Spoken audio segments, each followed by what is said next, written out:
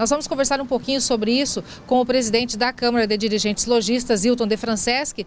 Hilton, eu te pergunto inicialmente, há 15 anos tu já foste presidente da entidade, agora em 2015 assumiu o cargo novamente. Quais os principais desafios, quais as principais diferenças nos desafios enfrentados agora para os de 15 anos atrás? É verdade, nós temos vivenciado, não apenas na condição de presidente de uma entidade que representa o comércio, mas na condição de empresário também, a nossa vida é enfrentar vários desafios. E interessante nesse cenário é que os desafios que nós temos que vencer são sempre desafios lançados pelo governo. As empresas, os empresários buscam alternativas dentro do cenário que se apresenta. O governo muda o cenário e nós temos que novamente nos adaptarmos. E essas crises, essas dificuldades hoje refletem, na verdade, na economia do município. Sofre cada um dos estabelecimentos comerciais, sofre os empresários. Nós temos ouvido de que o grande prejudicado nessa história toda é o funcionário público. Eu diria não, evidentemente que eles são uma das partes penalizada e sem culpa pela má gestão, mas eles recebem parcelado, mas vão receber o salário. Mas e quem paga a conta de uma pequena empresa que fechou as portas?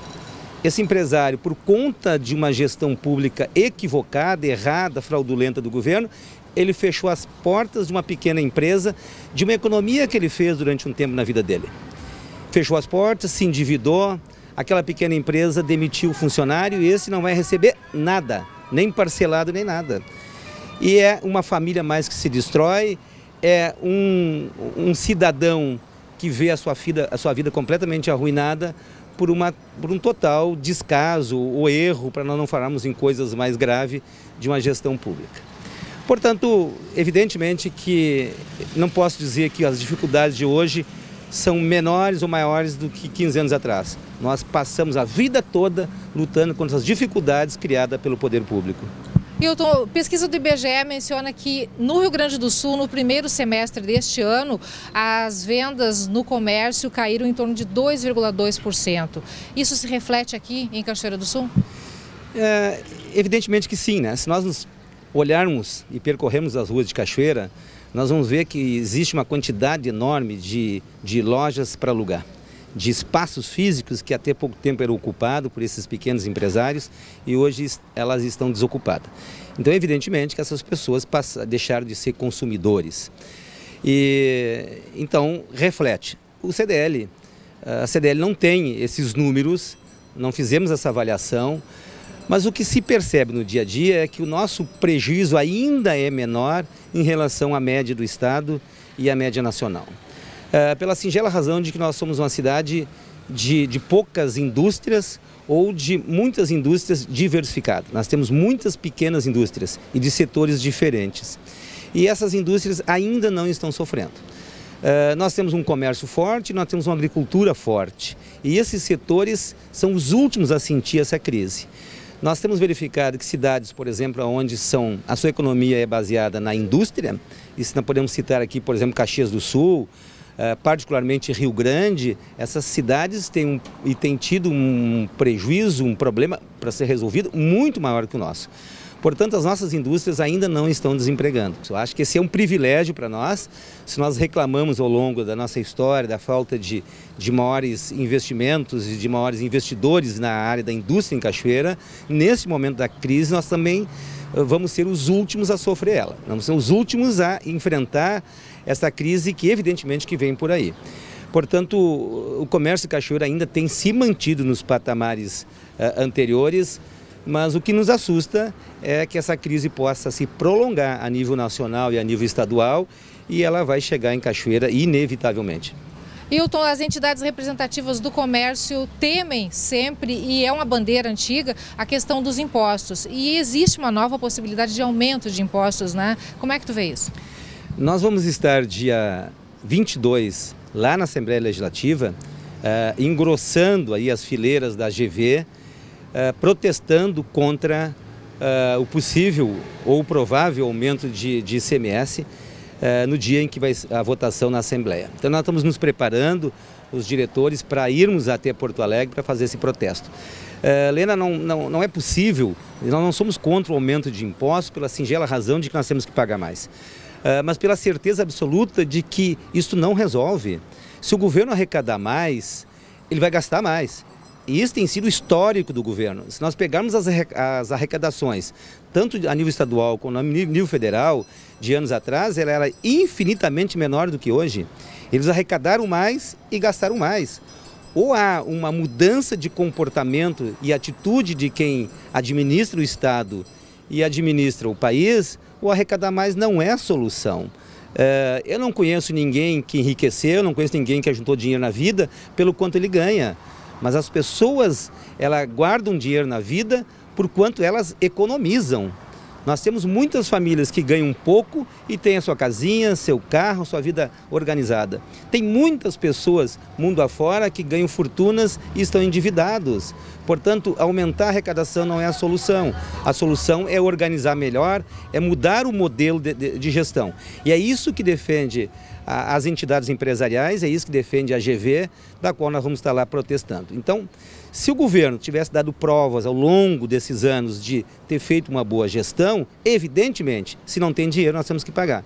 Mas está comprovado que o governo geriu mal, o governo superfaturou obras, o governo desviou, está aí hoje nas manchetes dos principais jornais do Brasil inteiro, de empresários e de política no preso, por uma gestão fraudulenta. E não pode, mais uma vez, nós pagarmos a conta. E é muito interessante que a gente vê os governos dizendo que confia na força do povo, confia na garra do cidadão. Sim, quer dizer, eles erraram e custam a identificar os erros e agora acreditam na força do povo de novo. Só que eu acho que nós temos que nos rebelar contra isto. E nos rebelar contra isso significa nós forçarmos o governo a administrar, gerir melhor os nossos recursos. E em período de crise, Cachoeira do Sul dá a volta por cima, pode dizer assim, inaugurando um shopping há mais de 20 anos aguardado pela comunidade e também pelo seu grande idealizador Orlando Tischler. Como é que tu vê isso? Eu acho que só reforça o que eu disse anteriormente, né? Cachoeira, apesar do cenário ruim a nível estadual e federal, Cachoeira vive um bom momento. Nós estamos recebendo alguns investimentos na cidade, em algumas indústrias já anunciadas, no caso a Todeschini, por exemplo, está se instalando na Cachoeira, em Cachoeira. Tem mais 2, 3 indústrias que estão aí já aportando aqui. E o shopping só vem coroar isso. Acho que é um presente para a Cachoeira. Nós temos um shopping da grandeza, não no tamanho físico, porque ele pode não ser o maior shopping, mas ele é o mais bonito que tem. E olha que eu tenho tido algumas experiências de visitar shopping pelo Brasil inteiro, parte do mundo, e eu posso dizer ao cachoeirense que tem que se orgulhar disso. Nós podemos receber uma visita de qualquer lugar do mundo e convidarmos para ir ao shopping de Cachoeira, que a pessoa vai se sentir verdadeiramente num shopping, tá? Porque ele tem a beleza, o design, ele tem realmente o glamour de um grande shopping, né? Ainda que ele não seja grande no tamanho. E Cachoeira recebeu isso de presente no momento de ruim da economia. Talvez isso possa ser para nós um motivo de orgulho, mas sobretudo de incentivo, para nos dar conta de que a crise não pode nos esmorecer, não pode parar, não pode achar que está tudo perdido. Eu sou otimista e eu acredito que isso é mais uma crise que vai passar. Hilton, juntamente com o shopping, chega a Cachoeira novas franquias, né, que é uma cultura que Cachoeira não tem muito, e também novos empreendedores. Isso é bom?